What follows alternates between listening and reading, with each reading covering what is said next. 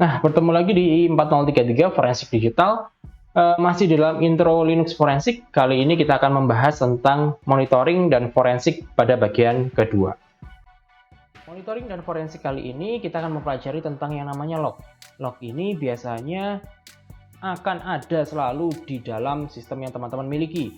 Nah, log ini pun banyak jenisnya, mulai dari database log, kemudian sistem log, dan lain sebagainya. Oleh karena itu, mempelajari tentang log akan membantu teman-teman untuk memahami sedang apa komputer saya ini berjalan gitu ya. Apakah ada orang yang masuk ke dalam sistem kami, atau misalnya ada juga sambungan ataupun koneksi dari komputer lain menuju ke komputer kita, itu kita bisa lihat gitu, atau kita bisa rasakan dan bisa lihat di dalam lognya, sehingga teman-teman dapat melakukan forensik dengan lebih mudah. Kali ini kita akan membahas tentang log, dimana kalau kita perhatikan lebih lanjut dan teman-teman mulai sering menggunakan Linux, maka teman-teman akan menemukan tempat di mana log ini biasanya ditaruh, yaitu ada di dalam var log. Di sini adalah tempat-tempat biasanya secara default log ini disimpan. Yang akan saya tunjukkan kali ini adalah penggunaan last log. Last log ini sebenarnya ada di dalam var log, namun bisa kita panggil secara langsung dengan menuliskan last log. Dan di last log ini kita akan melihat user-user mana yang pernah melakukan login. Nah, yang menarik adalah di last log ini yang tercantum hanya orang-orang yang melakukan login tanpa menggunakan GUI. Jadi teman-teman ketika tadi pertama kali akan masuk ke dalam suatu sistem, nah masuknya melewati terminal. Kemudian mungkin ada yang bertanya, lah kalau begitu bagaimana cara saya untuk melakukan pengecekan terhadap user yang masuk menggunakan GUI? Maka kita cukup menggunakan satu buah perintah, yaitu last, dimana di sini kita bisa lihat ketika nanti seseorang itu masuk ke dalam sistem, mereka kapan masuknya dan berapa lama dia masuk. Nah, di sini diperlihatkan sistem saya banyak yang masuk menggunakan Giza, kemudian banyak crashnya, dan sekarang masih login sebagai Giza. Nah, di sini ada beberapa yang bisa teman-teman lihat, yaitu Giza dan reboot. Mungkin paling enak kita melihatnya adalah cukup Gizanya saja. Jadi kita tuliskan last dengan usernya Giza, maka akan terlihat seperti ini. Nah, tapi kita ingat bahwa ketika tadi kita melihat di dalam last log ada beberapa user termasuk root dan lain sebagainya, kita bisa melihat apakah dia pernah melakukan login menggunakan hal tersebut atau tidak, yaitu dengan mengetikkan last misalnya root. Seandainya dia belum pernah, maka akan muncul hasil seperti berikut: wtmp begins mon nov 23 17 01 34 2020. Artinya sejak wtmp ini dibuat, maka yang bernama root ini belum pernah melakukan login secara mandiri sampai detik ini. Jika teman-teman perhatikan dengan baik, maka pertama kali kita melakukan booting pada suatu sistem, maka akan muncul beberapa line tulisan yang bisa teman-teman baca walaupun itu sangat singkat. Nah, untuk melihatnya, teman-teman dapat melihatnya pada namanya adalah bootlog. Jangan lupa menggunakan sudo karena ini adalah hal yang harinya bisa dibuka oleh pemilik sistem atau biasanya root. Jadi ketika pertama kali melakukan booting akan muncul seperti ini dan semuanya terlog pada bootlog. Untuk melihat data-data apa saja yang tersimpan pada saat melakukan debugging terhadap sistem operasi ataupun melakukan troubleshooting terhadap suatu sistem operasi, kita dapat membukanya pada cat debug. Tentunya di depan harus kita tuliskan sudo sehingga kita bisa melihat debugging yang terjadi pada proses yang sedang berjalan. Untuk melihat background proses yang ada di dalam Linux, atau sering disebut sebagai daemon, maka kita bisa melihatnya di bagian daemon. Buka di sudo. Ini adalah background proses yang berhasil di log dalam daemon log. Untuk melihat apa saja aplikasi yang sudah pernah diinstal, terutama menggunakan apt, maka kita bisa melihatnya pada bagian apt. Kita bisa lihat di sini ada bagian apt, maka kita masuk ke dalam apt, dan di sini ada history.log. Maka kita tinggal buka di, tentunya menggunakan sudo history sudo cat history.log.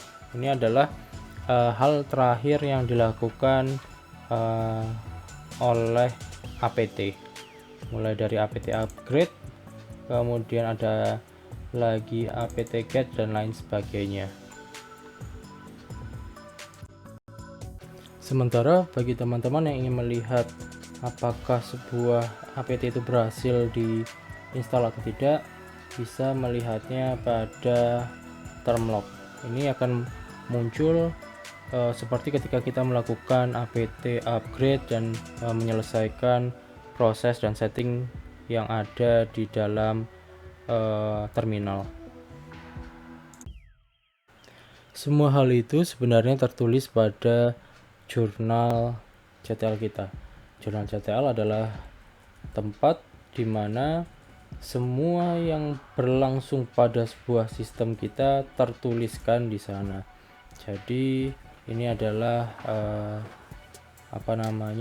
sistem kita melakukan apa, semuanya tertulis di sana.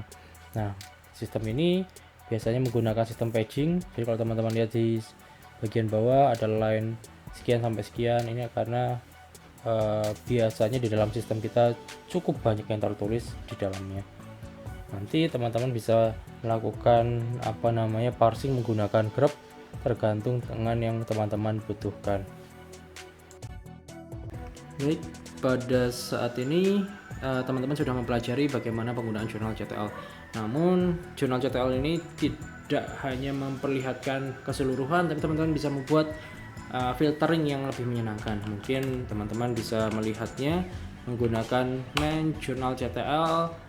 Tentu saja dengan menggunakan main ini kita bisa melihat gitu ya, kita melihat manualnya seperti apa. Dan hal yang paling menyenangkan dari sini sebenarnya adalah teman-teman bisa ngecek siapa yang kapan sebuah komputer itu di boot menggunakan list boot. Jadi teman-teman bisa lihat kapan terakhir sebuah komputer itu di boot. Nah, mari kita coba, yaitu kita akan menggunakan jurnal CTL, kemudian minus list boot. Sebentar, laptop saya kenapa tiba-tiba hang boot.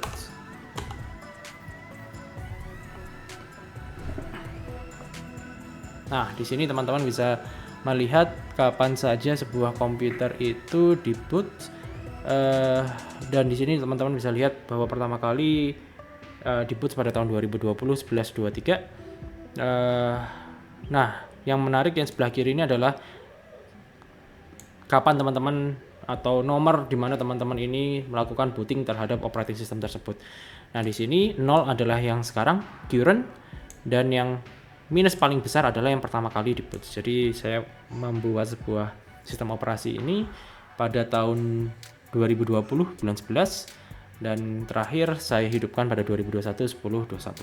Ini salah satunya ya, menggunakan jurnal CTL untuk list boot.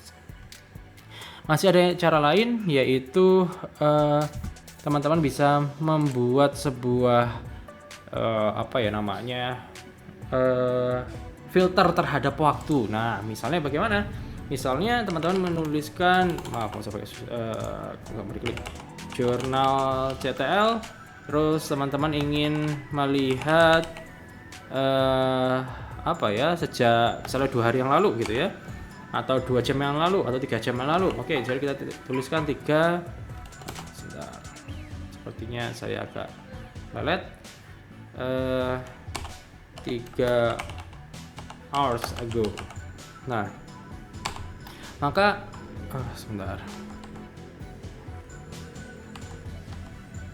Nah, maka yang akan dilihat adalah semua data yang tertulis dalam jurnal CTL dengan constraint waktu 3 jam ke belakang. Nah, ini yang cukup menarik bagi teman-teman. Jadi teman-teman tidak perlu kesulitan gitu ya mencari 1-2 hal pada waktu tertentu. Nah, ini kita bisa lihat menggunakan since gitu. Ada lagi yaitu kalau teman-teman juga bisa menggunakan kita melihat siapa usernya gitu. Terutama kalau teman-teman sebenarnya punya Nginx atau punya Apache gitu ya, atau punya service pada database misalnya MariaDB dan lain sebagainya. Nah, itu kita bisa panggil.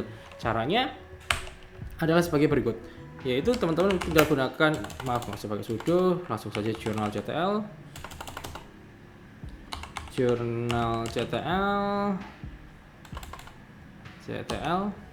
kemudian pakai -u, kemudian misalnya teman-teman punya Nginx ya teman-teman tulis saja Nginx service gitu ya. Namun misalnya teman-teman punya Apache ya silahkan teman-teman tulis misalnya Apache. Nah, di tempat saya ini kayaknya belum ada